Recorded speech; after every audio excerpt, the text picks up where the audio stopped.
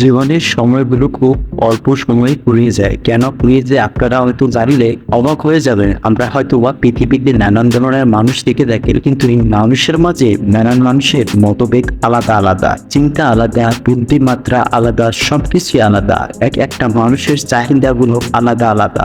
আপনারা কি জানেন যে আসলে পৃথিবীর মানুষগুলো কেন এত বেশি রাগী হয়? পৃথিবীতে মানুষ কেন এত টাকা পয়সা ধন সম্পদ চান? হ্যাঁ, আজকের এই প্রশ্নের উত্তরগুলো খোঁজার চেষ্টা করি। চলুন শুরু করা যাক। প্রথমে আমরা জেনে নিব কেন মানুষ অল্পতেই রেগে যায়। এর কারণ আছে মানুষের প্রতিটা সেগমেন্টে, এক কথায় মস্তিষ্ক, মানুষের এই ব্রেন যা বলে তাই করতে বাধ্য করায়। মানুষ অল্পতেই রেগে যাওয়ার কারণ হলো মানুষ রেগে যাওয়ার প্রতি তার ইচ্ছা শক্তি, সে যেটা চাইবে সেটা যদি না পারে তাহলে পৃথিবীতে কোনো কিছু তার আর ভালো লাগবে না। এভাবেই নানান ধরনের মানুষগুলো নানান ভাবে ভেঙে পড়ে, বাধ্য হয়ে অনেক কিছু করে অদ্ভুতই রেগে যায়। আমরা প্রতিনিয়ত যে খাবারগুলো খাই সে খাবারগুলো আদৌ কি আমাদের ব্রেনের জন্য প্রযোজ্য? হ্যাঁ, এটা আমাদেরকে ঠিকভাবে গুছিয়ে নিতে হবে। আমাদের প্রতিটা মানুষ খাদ্য শোষণ এবং পুষ্টিকর খাবার খেতে হবে, তাহলে হয়তো আমাদের ব্রেন মস্তিষ্ক সবকিছু ঠিক থাকবে।